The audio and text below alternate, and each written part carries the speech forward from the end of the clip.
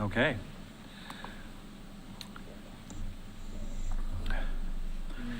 Good evening. This is the Planning Commission meeting of February 24th, 2025. And I would like, at this point, I would like to go ahead and do the roll call. Commissioner LaSalle? Here. Commissioner Schlagenhofer? Here. Commissioner Stoll? Here. Commissioner Meinig? Here. Commissioner Laws? Here. Vice Chair Dole? Here. Chair Espy? Here. Okay, so the next thing I'd like to do is, since we have a new planning commissioner here amongst us this evening, Victoria, and your last name is? Meinig. Okay, very good. And I think we'll just go down the row and we can introduce ourselves to Victoria and each other. Well, I've known Victoria for some time, so I don't think I need an introduction to her.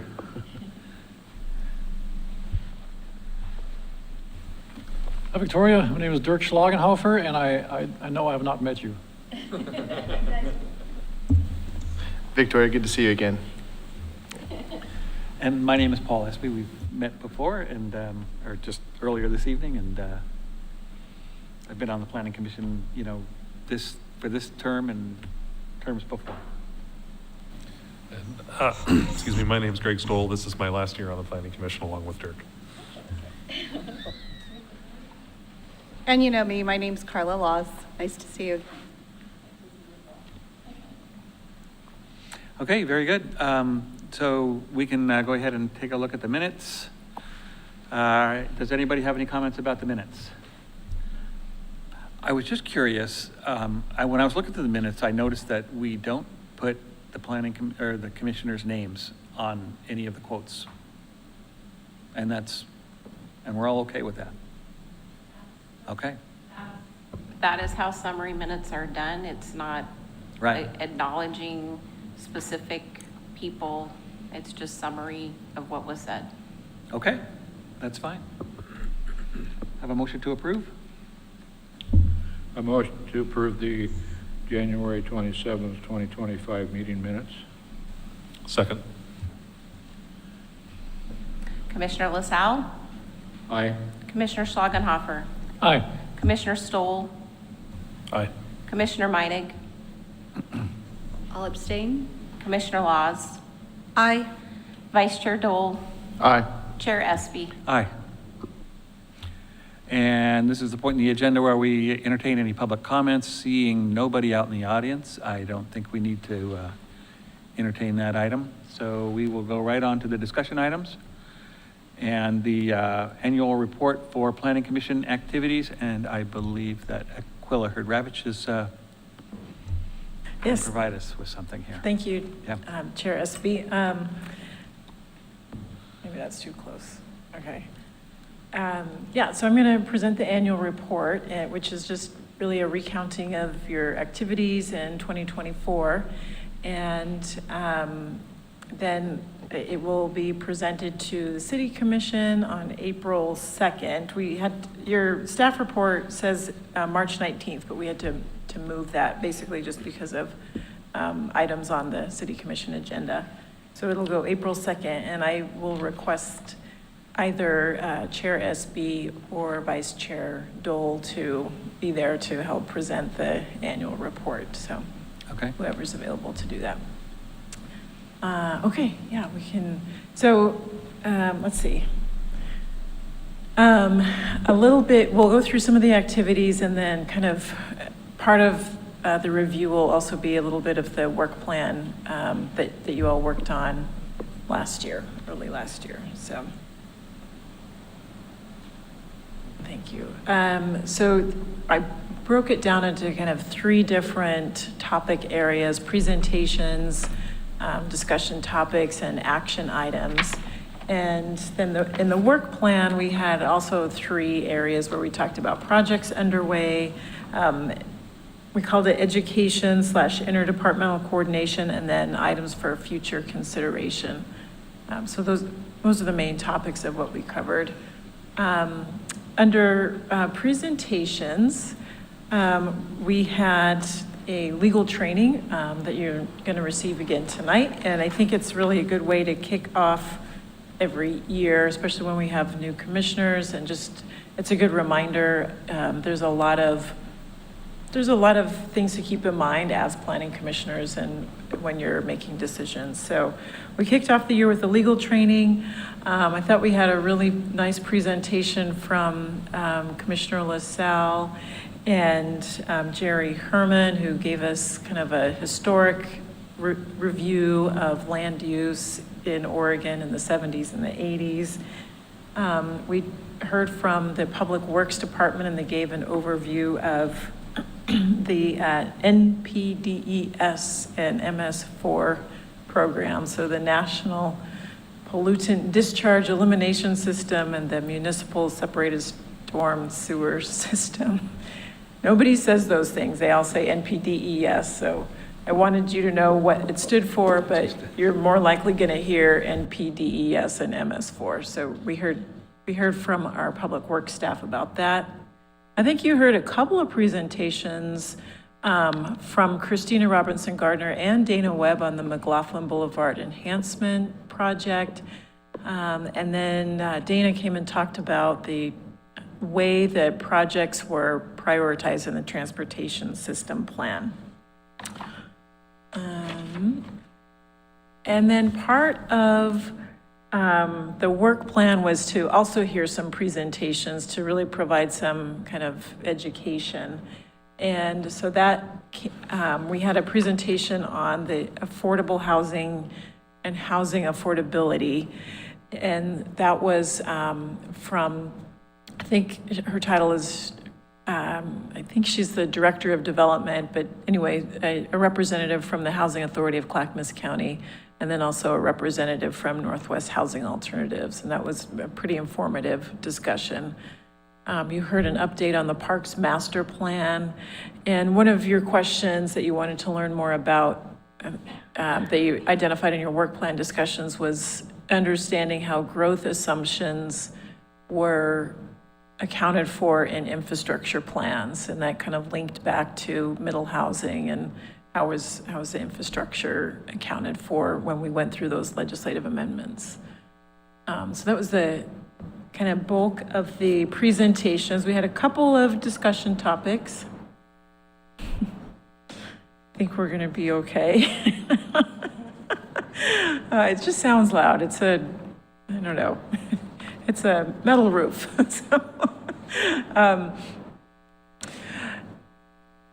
We spent a few meetings talking about your work plan items, and then you had a discussion about climate-friendly communities, and that's coming back this year. You've already heard a presentation, and you'll hear again in March, and then the public hearing will come before you in April. The action items, we actually had quite a few action items. One of them related to a code amendment to allow RV parks as an accessory use to parks, specifically Clackamas Park. Another item was the Maple Lane Road annexation, and that was coupled with the zone change. You approved a TSP amendment, a Transportation System Plan amendment to incorporate that McLaughlin Boulevard Enhancement Project. There was some minor changes made to the erosion and sediment control chapter. And then you heard requests for a parking adjustment on a middle housing triplex project. They were actually asking for more parking than what our code allows. The master plan for Sportcraft Landing Marina, and then you approved a code interpretation and non-conforming use review for Lithia Subaru. So I think you had a busy year. And then a special mention for all the work that you did on the Park Place concept plan code amendments. So I specifically called this out because you spent your summer talking about this. So we talked about it from May to August through 7 meetings. And I appreciate your feedback. I know it was a lot, and I think it was a good process. So we were able to like chunk things out and kind of dive into pieces. And then you held 2 public hearings and recommended approval to the city commission. And ultimately, those amendments were approved at the end of 24 and beginning of 25. So the work plan items, so the projects, the 2 kind of remaining pieces, we talked about the education and interdepartmental coordination, and then the 2 remaining pieces were the projects underway. So one of them is climate-friendly communities. So we've talked about that a little bit. That came about through a request to, I think, talk more about parking and maybe transit. So this doesn't, climate-friendly communities doesn't get it transit, it definitely gets it parking. And then the other piece is Thimble Creek Industrial Site Readiness. That came about from a request to kind of look at economic development and employment lands really in the city. So I've asked our staff, Christina Robinson Gardner and Ann Griffin from Economic Development, to come give an update on the Thimble Creek Industrial Site Readiness Project. I can tell you a little bit about that right now. Essentially, we got a grant from Metro to do a study of this area. So this is along Beaver Creek Road, and it's studying what was part of the concept plan, and then some of the land. I think that's west of Beaver Creek Road. So basically, backs up to the college, just north of the high school. And the idea was to identify what barriers there were to development. So in the Thimble Creek area, we've seen residential development on the south and a little bit of development on the north, but we haven't seen any movement on the employment piece. And so this project was really to look at what are the barriers, what can the city do to help remove those barriers to incentivize development. So you'll get an update on that project probably this spring. And then, so the last section, there were kind of 3 different projects that you all talked through, and the one that you ended up prioritizing was to look at the 7th Street and Malala corridor. And I think there was kind of a similar idea to look at what kind of economic development could happen along that corridor, what could be done to kind of activate that corridor with maybe more pedestrian activity, more economic activity. We haven't started any work with that yet. That piece may come through, it may kind of materialize through a city commission goal that they had around economic development. So we can come back to that a little bit later. And then I think that maybe leads into my next slide here, but I probably should have flip-flopped these 2 things. So we'll present this annual report in April, as I mentioned, and then 2, I think it's up to you all as the Planning Commission, but I think if you wanted to revisit the work plan, we could do that after the budget is approved. I don't know if we have to wait all the way until June, but the City Commission went through their goal-setting process, and that will kind of get worked into the budget.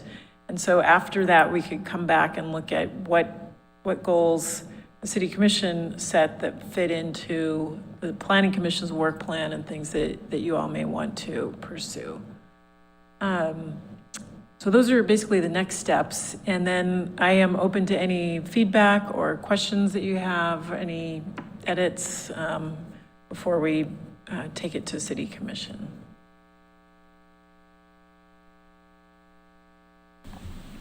Is there anybody?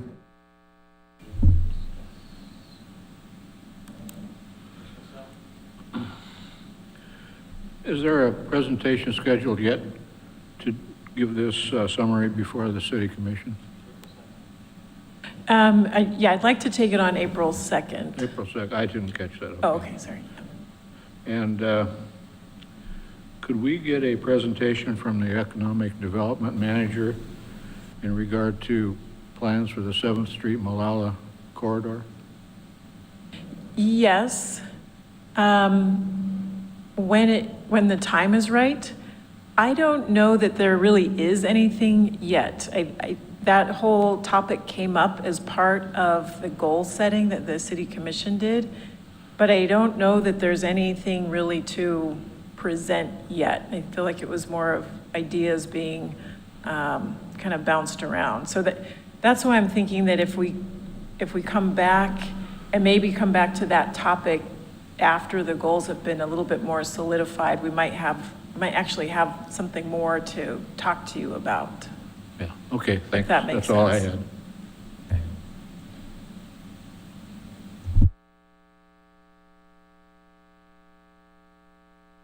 Oh, I'm sorry, Carla. Yeah, go ahead. I was Isn't for trying to part of calendar it, the item. for Malala Avenue is creating some form of incentive for some of those areas to be developed? Because, I think the mayor, I was watching one of the older meetings about talking about Firestone, for example. The same idea as Malala Avenue, there's a lot of vacant buildings and some are owned privately, some are owned by large firms in California. So how to entice movement to get it going would be part of the strategy. Mike's on. Your mic turned on. Oh, sorry. Excuse me. Thank you. I thought I turned it on, thank you. So wouldn't it be part of the strategy of the city commission on how to entice either private landowners or these large California leasing firms? Because it seems like some of these leasing firms are charging an arm and a leg for some of these properties to make it really hard to develop, right? Yeah, I don't know the answer to that question specifically, but I think that was part of the overall discussion of what incentives there could be, or when we started talking about just economic development in general, I think we kind of focused on employment land, and the most employment land we have is in Thimble Creek, but there was a desire to look at what can we do along Malala, and specifically around employment, not necessarily industrial on Malala and 7th Street, but more like the employment piece of it. So, yeah. The other thing as well is some of the buildings aren't being maintained at all. I mean, some have been hit by cars, some have been they're not we know what happened to Oregon City Grill. There's got to be some form of way to some of these properties aren't even really being maintained or visually pleasing. I mean, I know the city's doing what they can to try to help maintain that, but there's only so much you can do.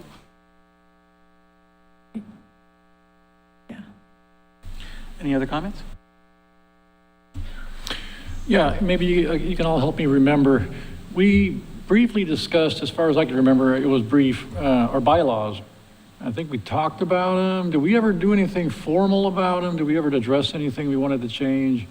I remember we talked about the bylaws. Does anybody remember that? Did we ever get into? Well, you did change them, but it was in 2022. Was that long ago? Yeah. Yeah, we went through a process in, Wow. when you were chair, so your signature's on there. But I don't know Okay. if there was more that you wanted to change since then. All right, thank you for helping me remember. That was it. Anyone else? Hearing none? Okay, so I think that's it. And then I think the next time we would go ahead and we would have the presentation would be on April 2nd with the city commission. Right. Yeah. Yeah. So I will reach out to, if you're available, Chair SB, I'll reach out to you, and if you can't make it, then I'm pretty sure I can. Okay. It's pretty far in the future, and I think that would be, okay, that's on a Wednesday night. Yes. And then would there be another, a version of this, kind of a modified version? It's probably pretty much the same that you're It'll giving be to us basically tonight. the same thing, yeah. Yeah, and so I think that would just be kind of a summary of what we discussed this evening about Mhm. what's happening. Okay. All right, shouldn't be a big deal. Great, thank you. Great. Yep. Okay, so the next thing we are going to do, do we talk about the work plan? We talked about that, right? Yeah, I It's just, attached and in a matrix form, but we don't have to go, we're not going to go through that, right? right, Okay. correct. All right. So we are on to the planning commissioner legal training, and I will hand it over to Carrie. Thank you, Chair SB, Planning Commissioners. Carrie Richter, I'm the Deputy City Attorney. I have gotten the amazing opportunity to do legal training with you all annually for many years. And my goal every year is to teach everybody something new, even those of you who've been on the Planning Commission for years and years. I want there to be one tidbit that you take away that you didn't know before. So it's going to be a challenge with Commissioner Espy, but I'm going to try to share something new. But there is also going to be a fair amount of rehash because what we do here at the Planning Commission doesn't change that much. So I'm going to encourage you all to ask questions. I am going to be finished in 50 minutes, just 10 after 8. Then you're going to have questions. If you have questions during the presentation, that's okay. But might mean we're staying later. No. I encourage you to ask questions, seriously, because this is your opportunity to have a discussion with me. We've got nobody in the room. Stump the chump, ask me the questions, and let me try to answer them to the best that I can. Okay? Sound okay? Cool.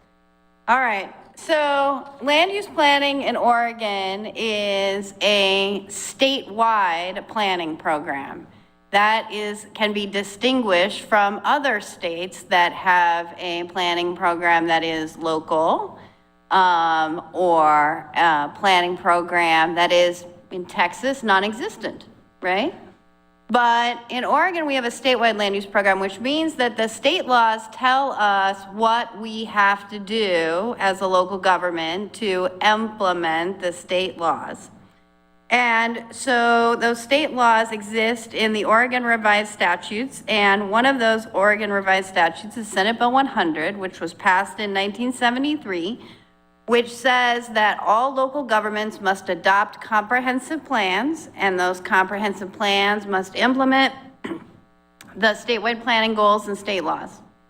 And those comprehensive plans serve as the constitution, essentially, for cities and counties and how they're going to develop over time.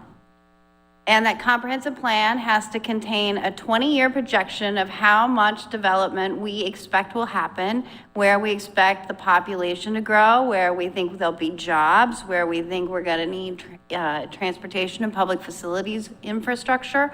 All of this stuff goes into the comprehensive plan.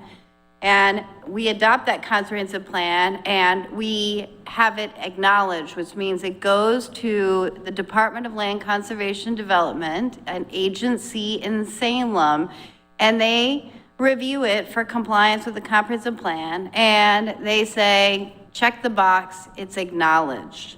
That means that the city does not have to apply the goals when it makes local land use decisions, except in certain circumstances. So we have this statewide system of rules and laws and goals that then we implement into our comprehensive plan. And then we implement our comprehensive plan into the Oregon City Municipal Code. And the Oregon City Municipal Code sets forth development standards that apply to applications that are filed, just run-of-the-mill building permits, design review projects, conditional use permits, those sorts of things. Those development standards that govern those types of uses are set forth in the code. So another way to think of it is we've got the federal obligations that we have. And, when you think about the federal obligations, the Constitution doesn't tell you so much what you have to do, it tells you what you can't do. Right? You can do anything you want as long as you don't violate the Fifth Amendment. You can do anything you want as long as you don't violate the First Amendment, right? Fifth Amendment is takings. Local government can't take property without just compensation. First Amendment is right to free speech. right to free exercise of religion. So these are things that the government can't, the local government can't interfere with. But the federal requirements, state requirements, regional requirements, I didn't mention metro. Metro is our regional government that establishes the urban growth boundary that encompasses, what is it, Paul, 26 cities and 3 counties? Is it 26? 23? More than 20. What is it, Aquila? 26? I'll get back to you. Nobody knows. So anyway, they established the urban growth boundary. Oregon City sits at the edge of the urban growth boundary. And so when the urban growth boundary expands and it includes land in Oregon City, or that will be part of Oregon City, then we have to plan accordingly. All of these layers go together and have to work together and be implemented in the land use decisions that you're going to make. There are 2 different types of decision-making in Oregon City that relates to land use. There is long-range planning, which is legislative decision-making. That's the category that we call it. And then we have development review, which we call quasi-judicial or administrative decision-making.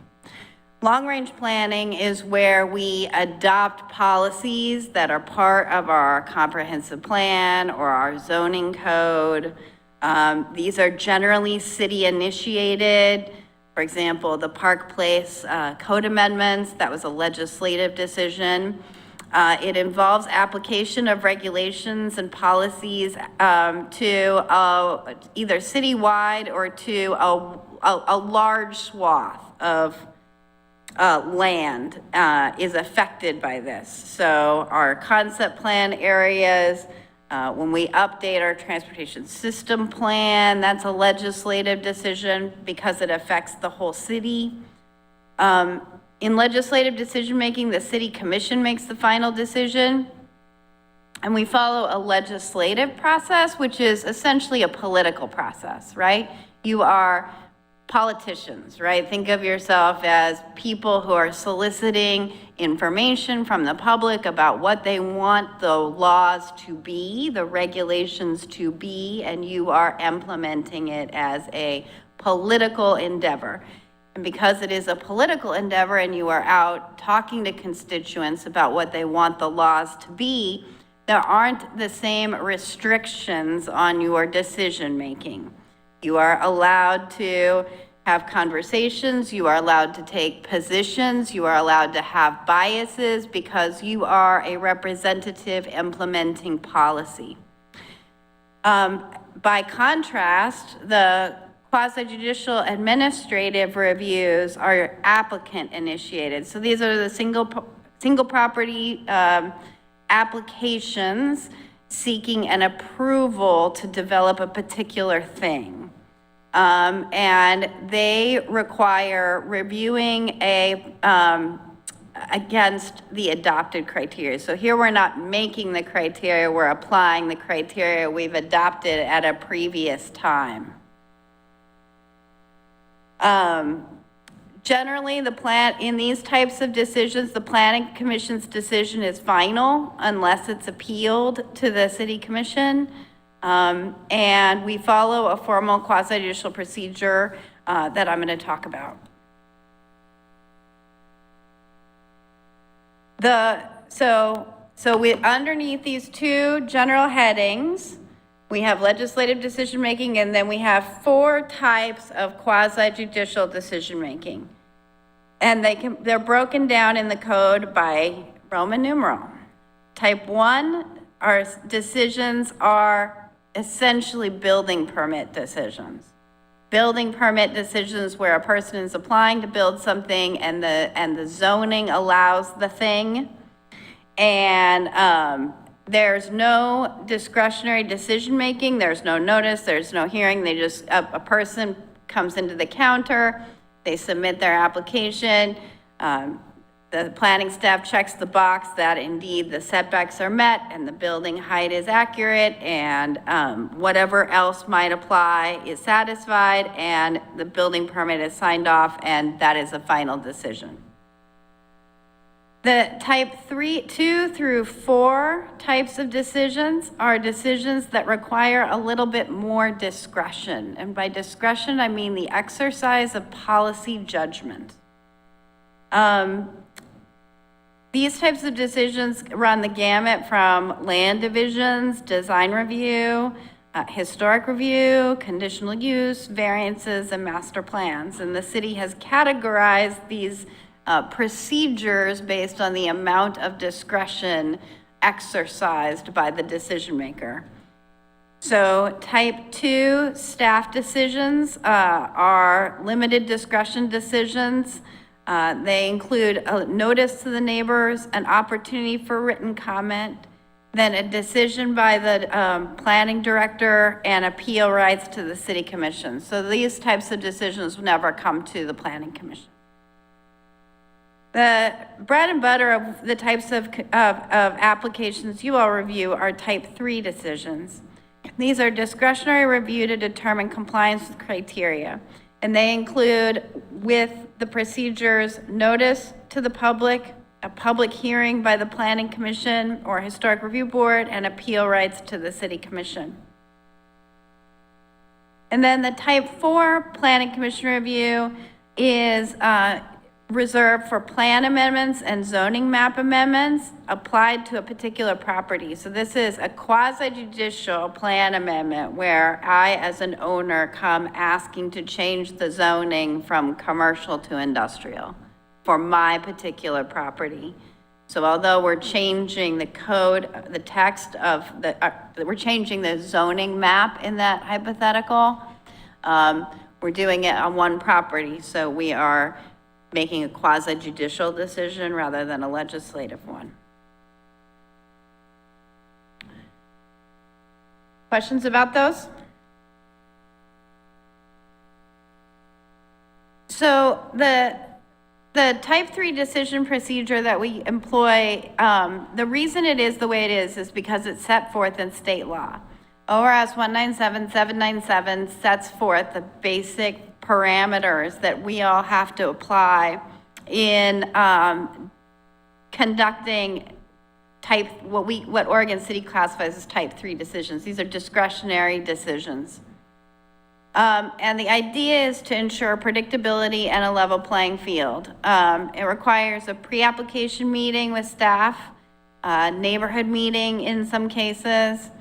An application is filed, and then there's a completeness review, which means that the planning staff looks at the application and looks at the submittal requirements under the code, not the approval criteria. They look at the submittal requirements under the code, which says you have to submit a site plan and a utility plan and a grading plan and a phasing plan and all of these plans, and the staff looks at those, at the list of submittal requirements and checks the box and says, yes, this application has these things.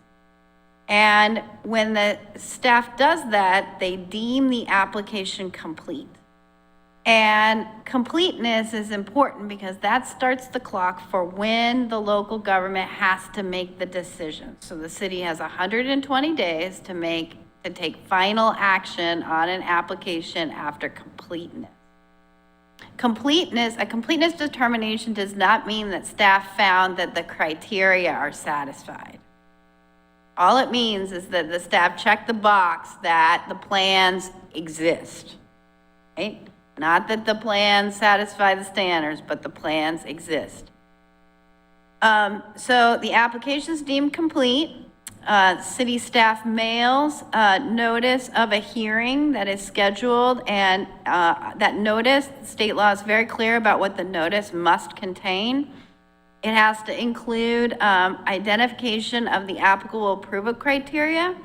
It has to indicate that the staff report will be available 7 days in advance.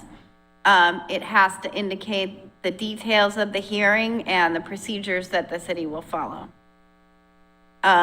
Then the staff report comes out 7 days in advance of the hearing, and the staff report is nothing more than the city staff's evaluation of the criteria.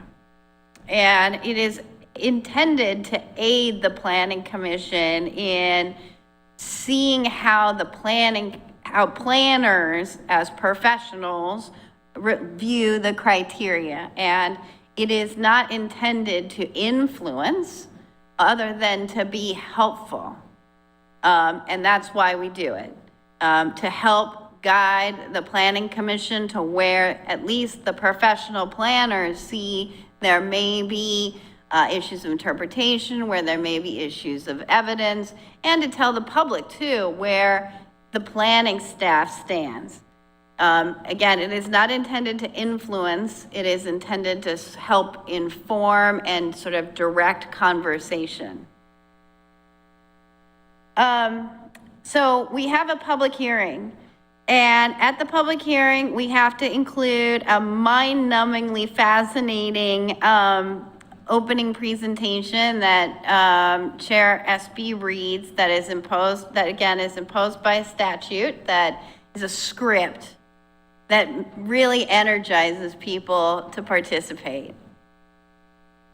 No, I might have something to say about that. it's not inviting at all. Go ahead, please. I'm just kidding.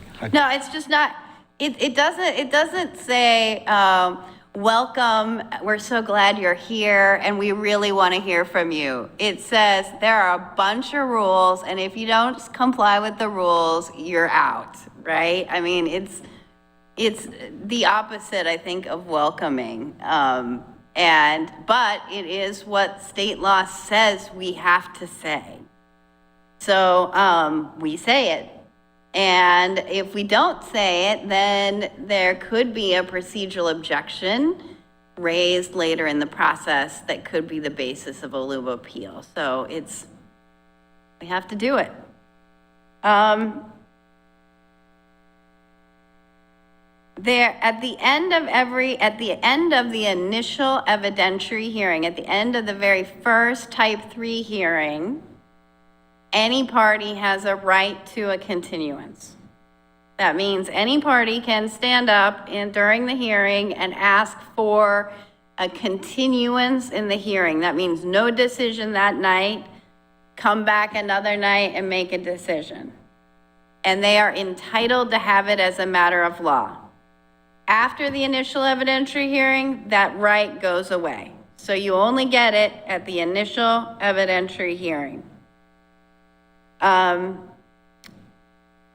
There is also an applicant who bears the burden of proof has a right to rebuttal.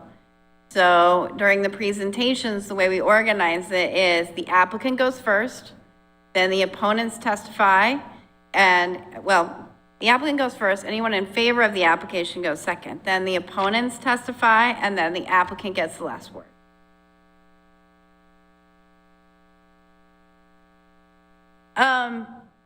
I said that once an application is deemed complete, the city has 120 days to make its final decision, including all appeals. The applicant controls that timeline. So the applicant can extend the 120-day deadline if it wishes to.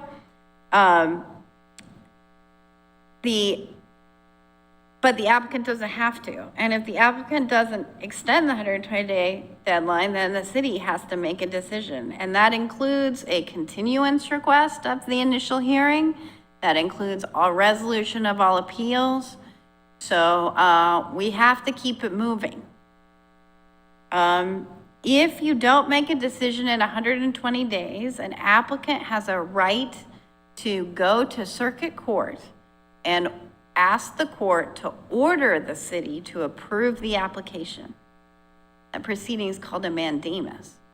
And in a mandamus proceeding, if the city loses, it can have to pay the other side's attorney fee. So it's a big deterrent.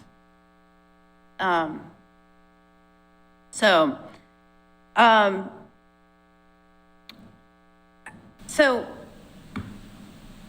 back to our procedures, we have the initial evidentiary hearing where where Chair Espy will open the public meeting, public hearing, and we will take testimony, and we will get a request for a continuance. If we get a request for a continuance, we will take all the testimony for all the people who decided to show up, and then we'll start again at another date that we decide works for everybody, works for the Planning Commission. There may be a time, though, where rather than convening another hearing, the city commission or the planning commission might decide instead to leave the record open, which means we're not going to have a hearing in the future, another full public hearing. We're going to leave the record open and allow people to submit things in writing. And so state law allows for what we call 7 days for people to submit initial testimony that they want to submit. So they have 7 days to submit anything in writing they want. Then they have 7 days after that to submit materials in response to what was submitted in the first 7 days. And then the record closes to all other parties. The record is the file of all the papers that get submitted. The record closes to all other parties except for the applicant, and the applicant gets the last word by submitting final written argument in the last 7 days.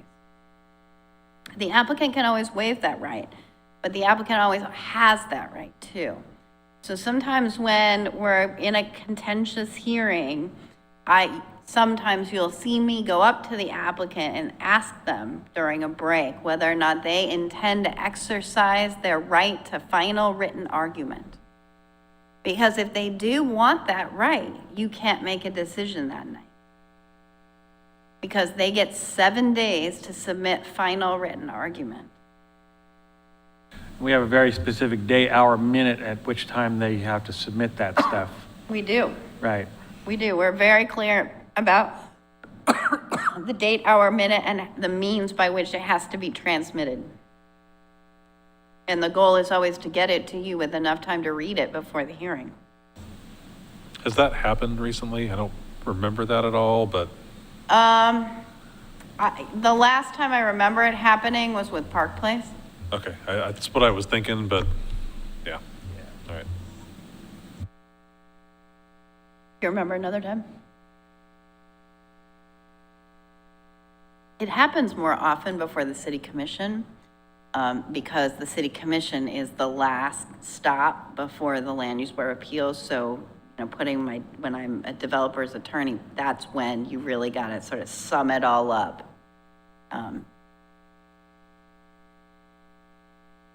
Okay.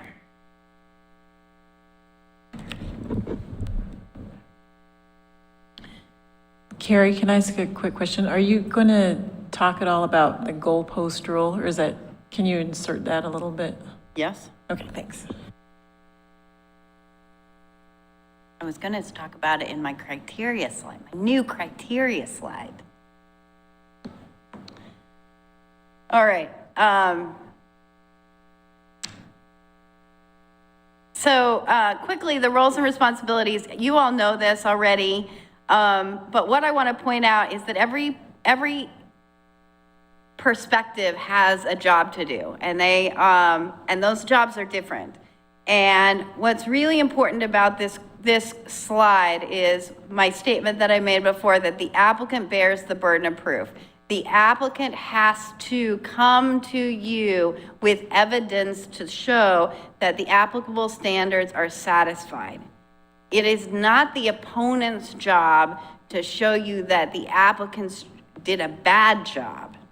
It is the applicant's job. So an opponent's job is to come and say that the applicant evidence is either unreliable or insufficient, right? But pointing that out doesn't change the fact that it is the applicant's job to produce the evidence to convince you that the criteria are satisfied. We can't shift the burden to the opponents and say, opponents, you didn't produce the evidence to show that the standards were not satisfied. You can't shift the burden. The burden is always on the applicant. That's why the applicant gets the first word and the last word.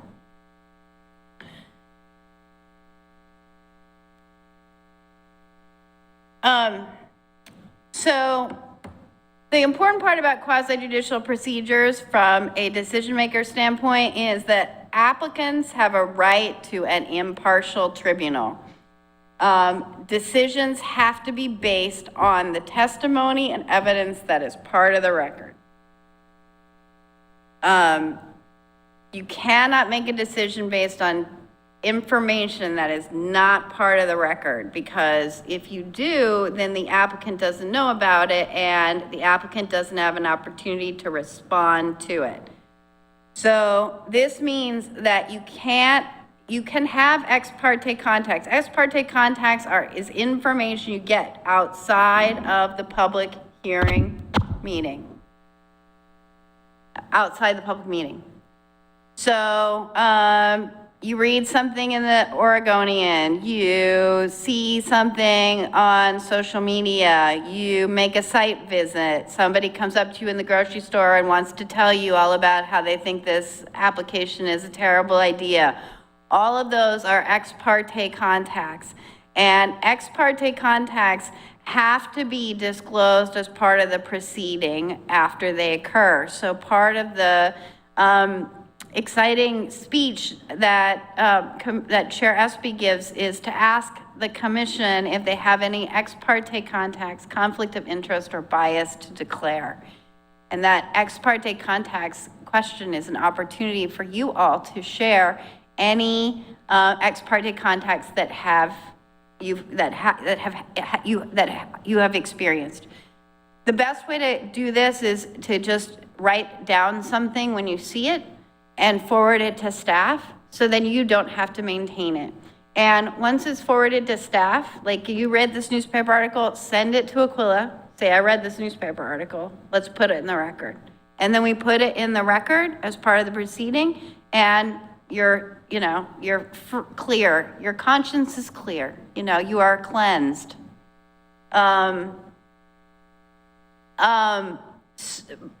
But if you don't disclose those ex parte contacts and they come up later, that can be a basis for a remand at LUBA. So it's important that we disclose them at the hearing, and we give people an opportunity to respond to whatever it is that they read, or an opportunity to question a commissioner about their ex parte contacts. A decision maker has to be free of actual bias. Actual bias exists if the decision was the product of positive or negative bias rather than an independent review of the facts and law. That means that you came to the application with a preconceived position about what it means or how the criteria should be applied. And it's important for me to point out that everybody has biases, every single person. And there are cases that it would be impossible for you to set aside your biases. And it is expected that one or two of you won't be able to participate because you may be biased. Maybe you live next door to this project. Maybe you know the applicant and they're a real jerk. Maybe, they buy all of the cream pies in the grocery store. Like, there could be lots of reasons why that would color your ability to make an objective decision. And if that happens, what you need to do is talk to staff, and we'll talk about, whether or not you need to step down or not and not participate. We have some spares now, which is wonderful. We can afford a little bias. It's nothing to be ashamed of. And in fact, I encourage you, you should know that conversations with staff are not ex parte contacts. You can talk to me, you can talk to Aquila, you can talk to anybody in the planning department. That is not an ex parte contact. So please feel free if you have any reservations or questions about impartiality before the hearing, because it's far better to talk about it before the hearing than to have it come up during the hearing. And then conflict of interest. Conflict of interest is a pecuniary benefit. So if your child, just a second, let me just finish this slide. So if your child mows the grass at the church where the application is going to be, and the salary your son gets might be determinative of whether or not the church gets the approval, that would be a conflict of interest. Go ahead. if you had ex parte contact, could it contribute to the decision that you have bias? It could. It could. But you'd have to have, I think, a lot of ex parte contact. So if I was at Eh, say, a neighborhood association meeting, and the subject came up on a land use issue, and they were halfway through the conversation, then I decided, well, it's not appropriate for me to be there. Would that contribute to a decision of me having bias if I admitted the ex parte contact? So the way it would be best handled is you would acknowledge that you were at this meeting, this neighborhood meeting where the topic was discussed. You were there for some amount of time, then you decided to leave.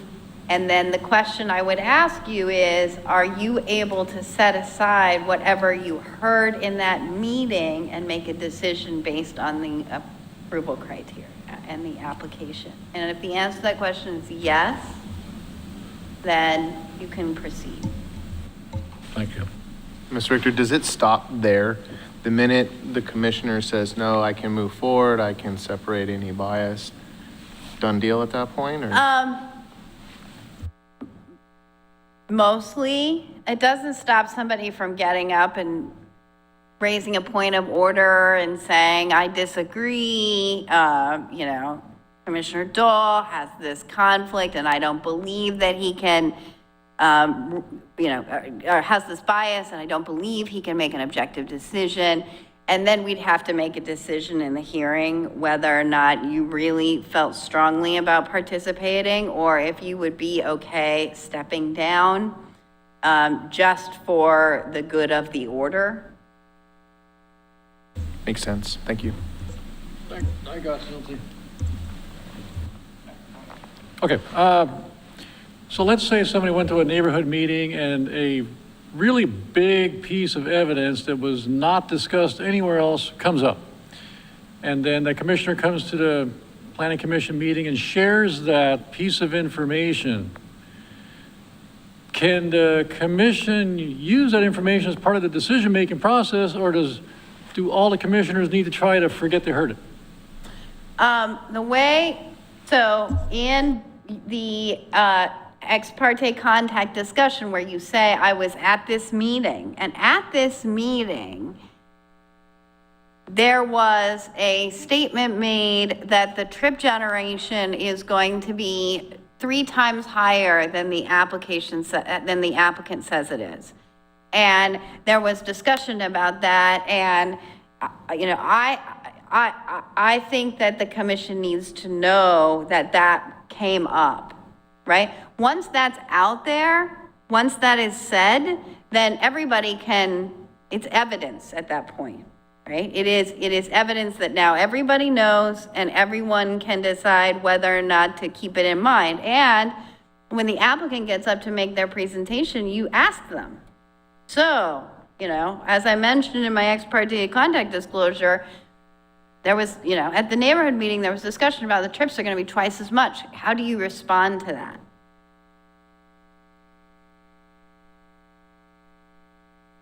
So the fact that it wasn't part of the application information that we were given, it's still usable. Because it was put out there during the time when the record was open, Okay, so that everybody has a chance to respond to it. okay. All right, thank you. Just, Commissioner Lass. Real quick, the mayor's mentioned concerns in the past about, having bias depending on if you're involved in a neighborhood association.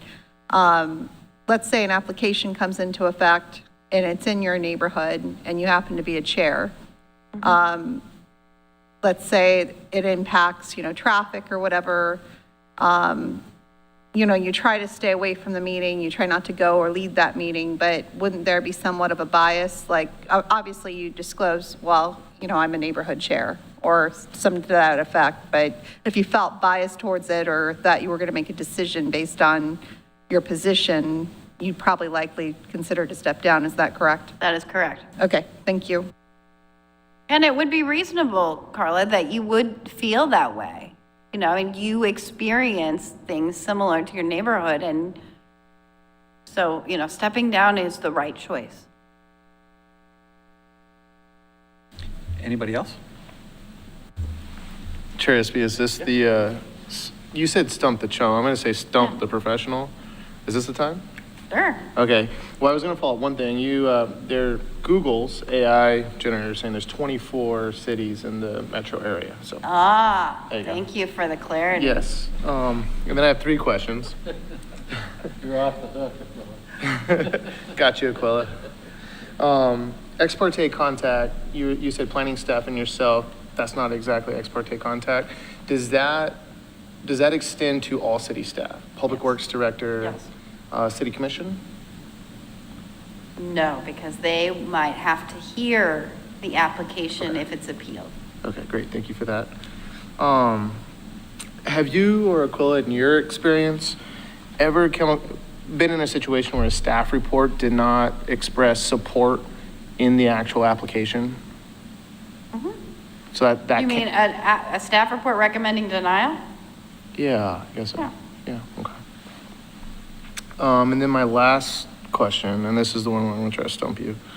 How do you spell mandamus, the circuit court request for a decision? How do you spell that? mandamus. You're brilliant. Okay. I have done a mandamus case in Oregon City in the last 10 years. I was off by 1 letter, so thank you. All right, I The tried. Kanema Cottages case. And there are only about 10 mandamus cases reported, so to be one of those 10 is You're kind of a superstar then. I'm kind of a big deal. All right. But did the city win? We did. Ah, there you go. We did win. Completeness review. All right, completeness review. So, I mean, I think that I think staff does look to see whether or not each criteria has been met, right? Not necessarily that it's been adequately met, but you've got some words on a page underneath that criteria, right?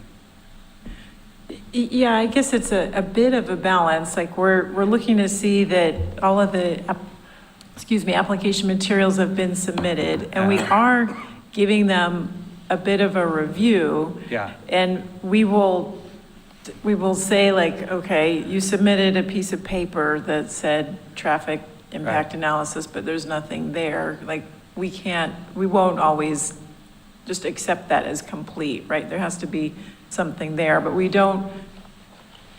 have 30 days, so we're not taking the time to go through each criteria Right. that thoroughly to see, did this information meet the criteria? We're basically saying, is it there? Is there enough for us to make a decision? Right. And there are times where we will report back to the applicant and say, you did give us this, but we don't think it's enough to make a decision. It's gobbledygook. Yeah. And so maybe, I don't know if Carrie's going to get to this point, but the applicant can tell us, we're not giving you anything else. Yeah. And that's usually the point in time where we're saying, we can't recommend approval if we don't have it enough here. So, yeah, so there's a balance in between Completeness just that versus checklist adequacy. and Yeah, doesn't yeah, meet the yeah. criteria. All right. I think you just mentioned it, but is there a time limit to the completeness review? Did you say 30 days? Yeah, we have to make a determination within 30 days. And then if we determine that it's incomplete, the applicant has 180 days to respond. And their response is either give us everything, give us some of it and say, we're not giving you any more, or they're coming back and saying, we're not giving you anything else. That's also spelled out in ORS. Those are their options. And the 30 days, does that start when the applicant sort of declares or asks for the completeness review to begin? We start that clock once the applicant pays their fee. Oh, okay. That means that yeah, that clock has started, so. Okay, yeah. thank you. So if they trickle in pieces of information, once the fee is there, okay, we're starting the 30-day clock. Okay, let me wrap up the procedures piece. There are other government ethics issues that are important for you to be aware of. The Oregon Government Ethics Commission establishes rules to implement the government ethics issues, and they're a really good resource if you have any questions about these kinds of things. You can't use your public position to obtain a financial benefit. And you can't, and the gift maximum is $50 per year that you can accept. So that's only about 3 lunches. Kind of how I think about it. You think it might be 2? It's 2 in this day and age? Yeah, right. Okay, these limits include relatives of a household, and it includes businesses. And it's important that you keep this line between your personal and your planning commission role really separate. Because if you allow those to get really fuzzy and you start, calling staff and asking for personal favors or accepting gifts, the fines can be significant. I mean, ex parte contacts is sort of one thing, but the fines for violating the government ethics rules are significant. So I think that, does Jacob still do training on this? I'm not sure that he does, maybe Okay. from time to time. I'm sure, I think he has like a sort of paper thing. Has Jacob given you anything? Do you have an email address? Okay. Okay. All right. I'll follow up with Jacob and make sure he gets you. I think he has sort of a primer.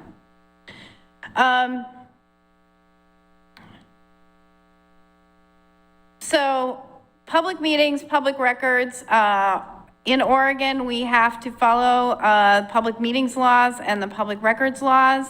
A public meeting occurs anytime there is a majority or a quorum. A quorum is more than half, one more than half, deliberating to a decision that affects city business. And where there's a public meeting, we have an obligation to do minutes. We have an obligation to give notice. And so anytime there's a quorum of you and you're discussing any city business, that becomes a city meeting. And that obligation to have minutes and notice and those sorts of procedural protections applies even when you're not all in the same room.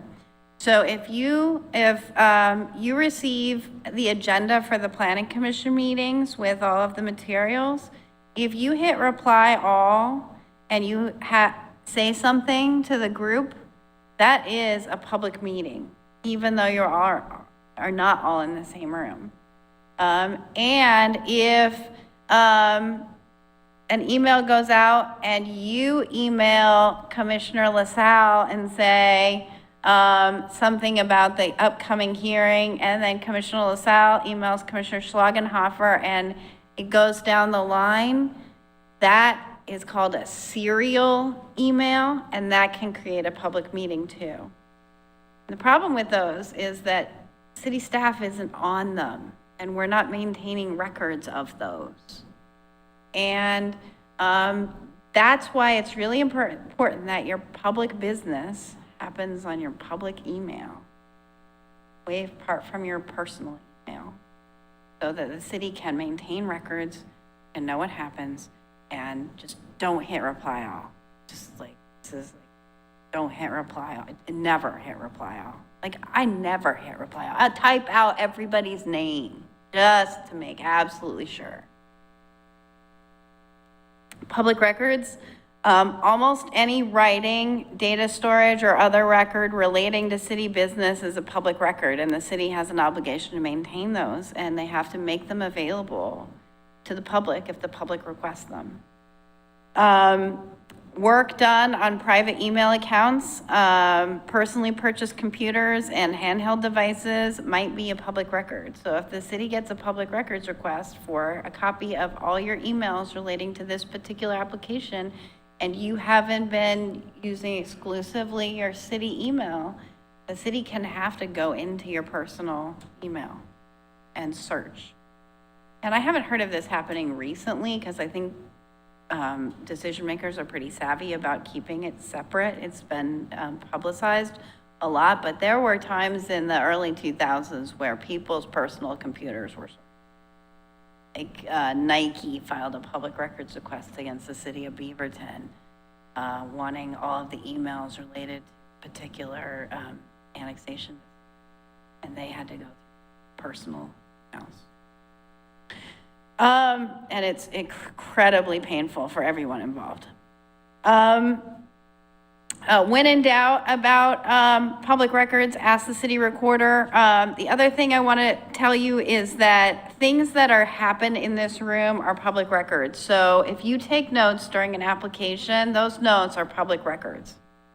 And even if the notes have nothing to do with what we're talking about, if they're a grocery list, those notes are public records. So what we try to do is get in the habit of giving those notes to Kay so that she can make a copy of them before you walk out.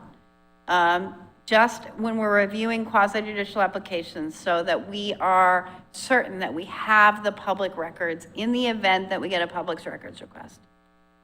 There was a city councilor in West Lynn who would doodle and take notes, and the current mayor of West Lynn, who at the time was a law student, made a public records request wanting all of her notes during a meeting, and the city tried to suppress them and was unsuccessful, and she had to turn over all of her notes, which included all of her doodles and all of her editorial comments about what she thought about things. So just be careful and know that. And turn your notes over. Just have Kay make a copy, and then you're in the clear. Okay, I have 4 more slides. You have an obligation to consider only the applicable approval criteria. Decision making must be based on the standards and criteria in the development ordinance or the comprehensive plan. And you can say, oh, this is really obvious, but it's often more difficult than you think. Because criteria are sometimes not delineated as the criteria that the applicant must satisfy to get approval of this application include : A, B, C, D, E, F, G. Sometimes the word criteria doesn't even appear. Sometimes the word is standards or requirements. The criteria have to be clearly delineated. We talked about application submittal requirements are not criteria unless it is stated as much. So under the application criteria heading, it says all of the submittal requirements are satisfied. That's important because oftentimes one of the application requirements is a signature by the owner. And sometimes we don't have the owner's signature. But the criteria for approval don't say signature by the owner. So is having the owner's signature a criteria or not? A requirement or not? LUBA has said no, because it's an application submittal requirement, not an approval criteria. Purpose statements are not criteria unless the criteria makes them so. So in the historic review context, one of the criteria is whether the proposal is compliant with the purpose statement. That is an express criteria.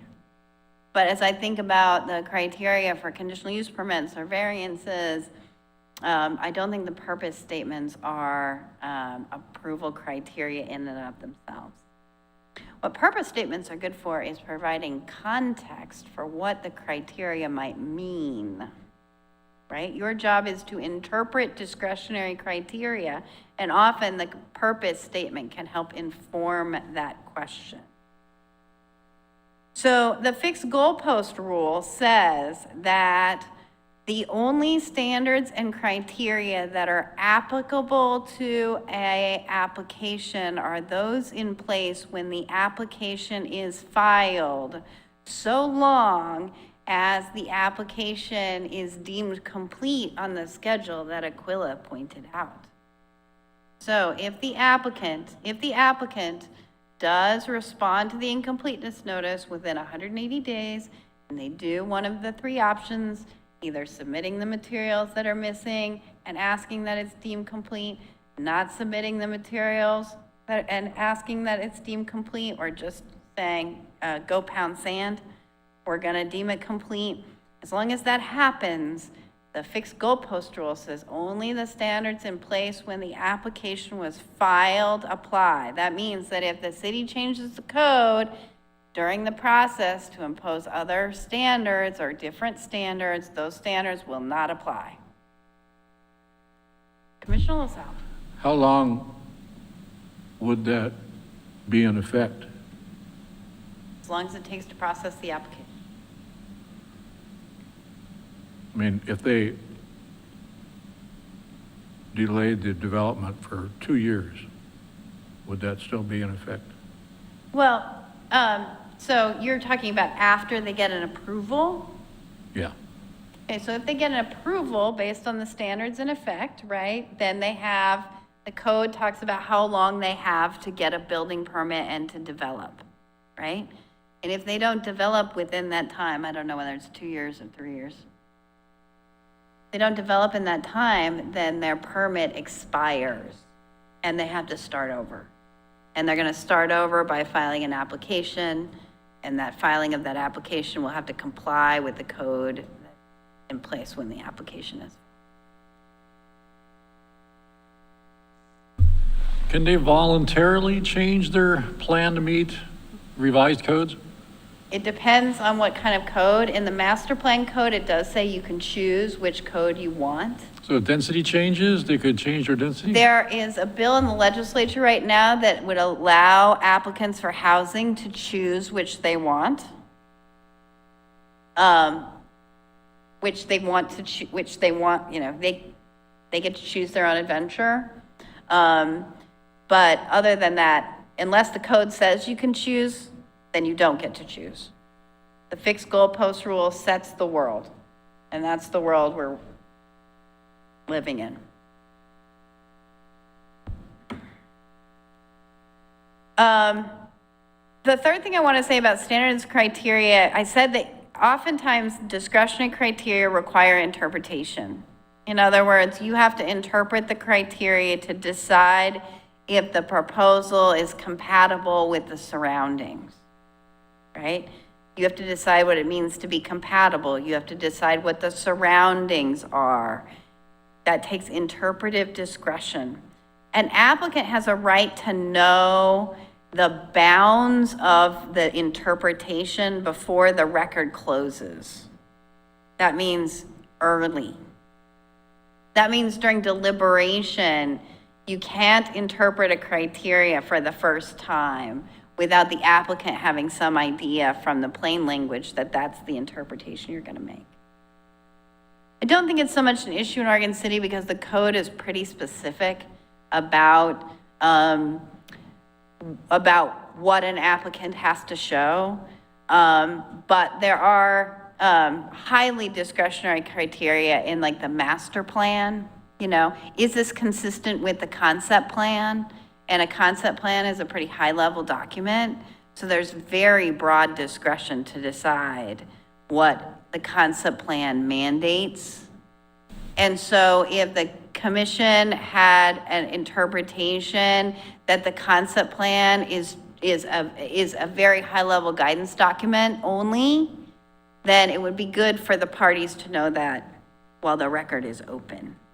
And I appreciate there might be disagreement, but my point is that there needs to be discussion amongst you as part of the public proceedings before the record closes for deliberation. You need to ask questions, but you also need to sort of, if you're thinking maybe You know, I'm thinking when I look at this compatibility criterion about compatibility with the surroundings, I'm thinking that the compatibility ought to look not just at the houses next door, but the houses across the street, and maybe all the houses that you can see as you walk down the street. Do any commissioners have any thoughts about that? Concerns about that? Do you agree, you know, I noticed that the applicant has only looked at the house right next door.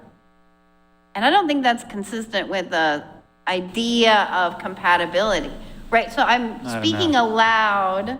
You don't agree? That's enough. Well, no, I'm not talking about whether it's enough. I'm telling you, I'm giving you an example of the kinds of discussions you might have amongst yourselves about that type of criteria. I'm encouraging you to have discussions, not just during the deliberation, because the worst thing that can happen is for the interpretation that happens during deliberation to be a surprise. Right?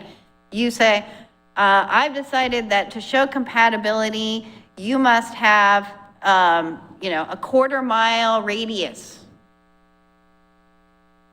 Well, the applicant didn't know you were going to say a 1/4 mile radius, so they didn't evaluate compatibility at a 1/4 mile radius.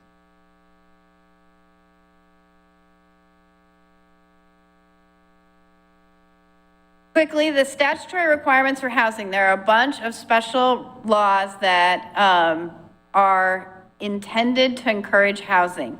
There's a housing shortage in Oregon. The goal is 36,000 housing starts per year. In 2024, in up to November, end of November, there were 13,000. So we got a long way to go. So the governor's office and the legislature has made it a priority to preempt local government regulations in an effort to remove barriers to the siting of housing. These preemption proclamations come in multiple forms, but the one that we talk about most often is the obligation that all standards, conditions, and procedures relating to the development of housing must be clear and objective. Clear and objective means a mathematical, quantifiable standard. 35 feet, 10 feet setbacks, 35 feet tall, but then we have to get to where we're measuring to and where our ground level is and how we do sloped roofs. And anyway, all of that has to be clear and objective when it comes to housing. And if the standard is not clear and objective, it does not apply. So an applicant for housing can come and say the standard doesn't apply because it's not clear and objective.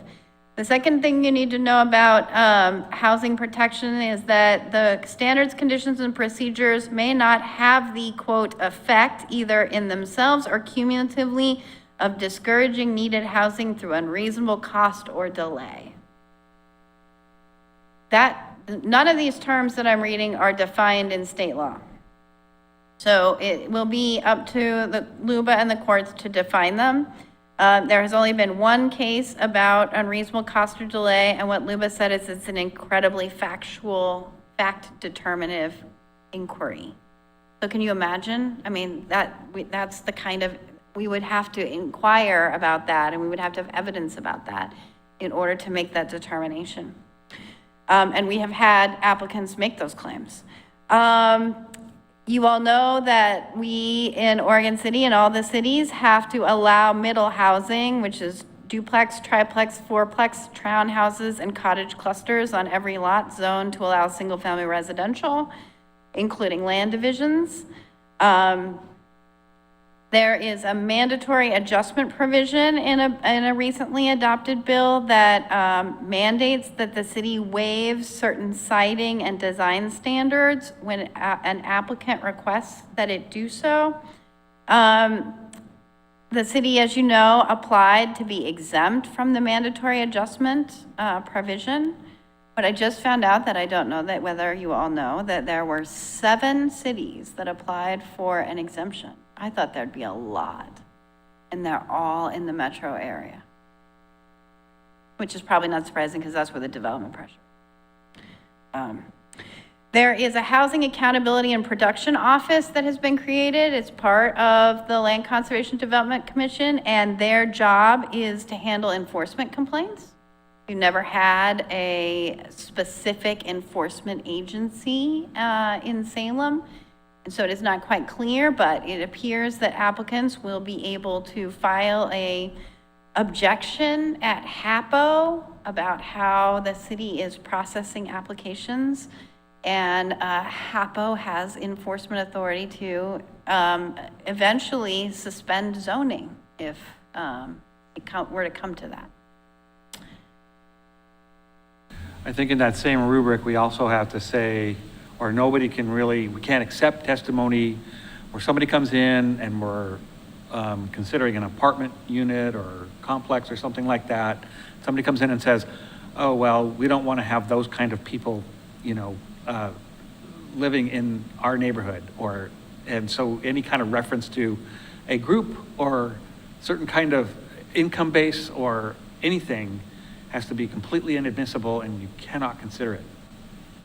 And Right. when your decision-making process. Right, well, That's and spelled out in the. And the same is true, Right. of the church official who everyone says is a wonderful person, right? This church does amazing things. The church may do amazing things, but your job is to evaluate the application against the criteria, not whether the church does amazing things. And that's what makes this decision-making fair and equitable, is that we don't take the personal attributes, the good or the bad, this may be a cannabis, shop, or might be a liquor store, we may not agree with that, but we review everything that comes to us against the criteria. So after we've taken all the testimony, we close the public record, and we make a determination whether the applicant has met its burden to show that the applicable standards are satisfied. This requires multiple steps. First, you have to identify and interpret the applicable approval criteria. Then you have to identify the facts in the record that led to a conclusion that the criteria is satisfied or not. Personal knowledge is not evidence in the record. If you are an expert geologist and you happen to know what the landslide risk of this location is, you need to set it aside. Or you need to put it in the record during the time for ex parte contacts and conflicts of interest and bias, so that people have an opportunity to review. Denial of an application cannot be based on facts that are not in the record. And where there is conflicting evidence, you get to decide which evidence is more reliable. But you have to state why certain evidence is more reliable, credible, or entitled to greater weight. The standard of review that LUBA uses for evidence is whether a reasonable person looking at all the evidence in the record could come to that conclusion. And so that's the way I kind of look at evidence when I'm helping with a staff report.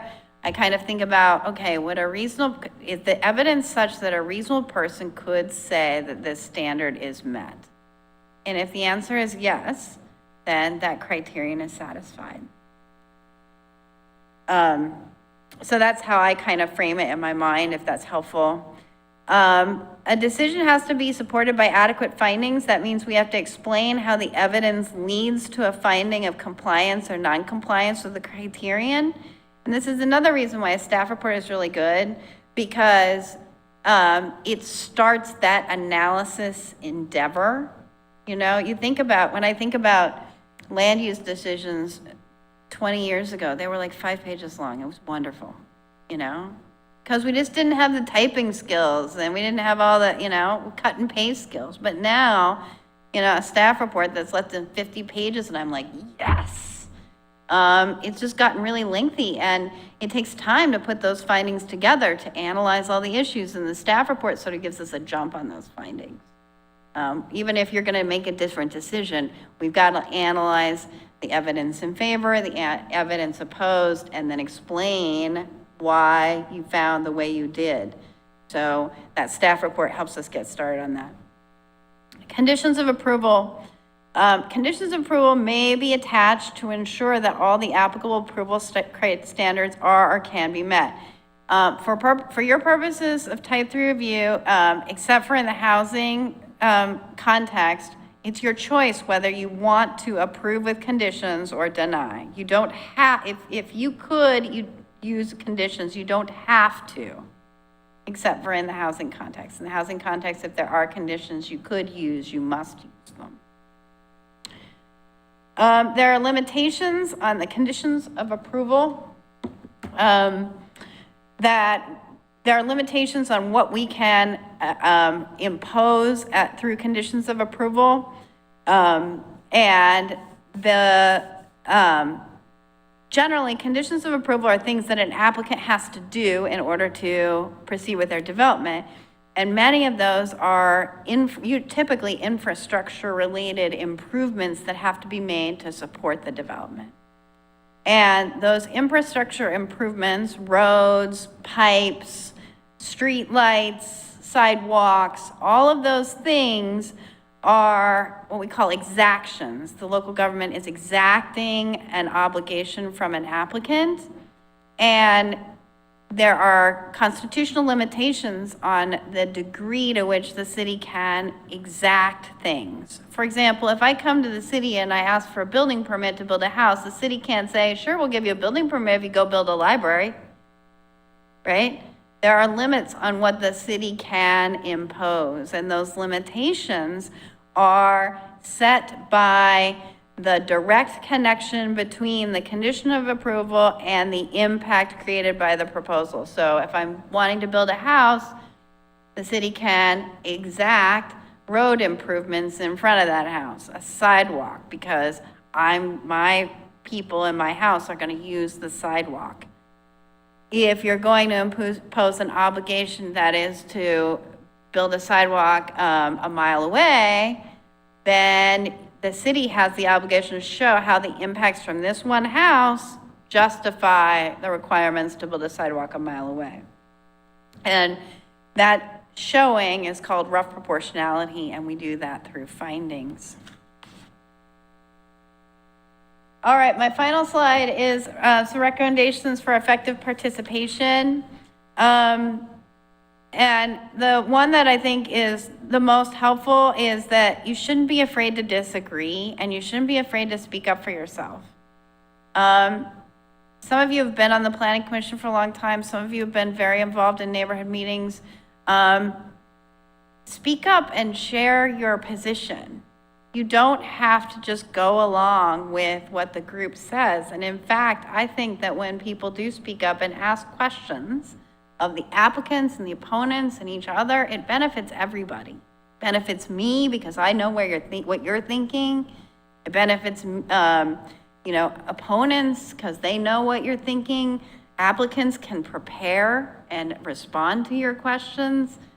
So speak up. That's it. I'm only 28 minutes after I said I would be done. I'm happy to take any questions, but I'm also happy for you to adjourn if you've had enough. Does anybody have anything? I have a quick one. Commissioner Stoll? Does a land use approval on a specific piece of property, is it transferable to a new owner? Yes. Okay. Within the time limit of whatever the approval is. I just wanted to add real quick. To really nerd out about this, when you were talking about criteria, there are some Oregon revised statutes, and I'm thinking of the National Register properties, they treat those, where they have factors to consider, which are these weird criteria, which are not really criteria, that are like criteria, but you can only consider them. You can probably talk a little bit better about it than I can. We've had a few. So in Oregon us. City, Yeah. Oregon City has Oregon City has historic guidelines. Yeah, And there was a question about whether those guidelines were criteria. Right. And that was the subject of a legal Luba said was those guidelines are criteria, not because of the language in the guidelines, but because the language in the criteria says thou shalt comply with the guidelines. So this question of standards and criteria comes up a lot. Yeah, because as an applicant, you can just say, "Oh, well, I consider the factors, and I still want to do it, and you gotta let me." And that's Yeah. pretty much how it works, I think. Demo review. Yeah, Demolition review for things on the National Register under OAR 660-023-02008. yeah. Just one clarification about the time frame for how long land use approvals are good for. I had indicated it was 2 years. It's actually 3 years. So our code says that an approval, type 1 through 4, will expire within 3 years unless a building permit has been submitted for. And then we go on to say that the building permit associated with approval has to be issued within 5 years. So they can't just submit it, they need to, the building process is that you submit for the application, and then as you go through, the plans examiner reviews it, and it doesn't actually get issued until all the plans examiner questions get resolved. So this is saying you can't, drag your feet forever. So once that whole time frame is over, if they have to reapply, then the new codes, if there are new codes, kick in at that point in time. Cool. Anything else on legal? Commissioner LaSalle? I must congratulate you. When I was in the Army, I had to teach a class yearly on the Uniform Code of Military Justice. Oh, that sounds like an And it was exciting- dry. I've sat through your presentation several times, and you always bring up new stuff, and you can tell by the number of questions you're asked that you've got us thinking about things. So congratulations on your good presentations. I do have one question. We, on the Planning Commission, do not get the opportunity to have presented to us large apartment complexes or subdivisions unless they're a master plan. And I've had several people ask me, why did you guys approve that? And I have to tell them, we never got the opportunity. Is that a state law that it is, that we don't It is. get the It's chance called to? It's called a limited land use decision. Uh-huh. Limited land use decisions are land divisions, subdivisions, and design review. And limited land use decisions, the procedures are set out in state law, and they say that it is a staff decision with notice and comment. And then there can be a public hearing if the city wants one. I think the way that Oregon City has done it, though, is that public hearing comes in the form of an appeal that goes to the city. Okay, well, again, thank you for your expert teaching of us. Sure. Anything else? Any other questions? Okay, let's go to,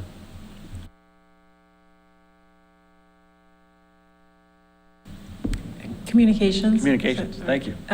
Yeah. The one announcement that I have, I'm looking for my agenda here. We will have a meeting in March. Right now, I just have one meeting, one item for consideration. So that would be on March 10th.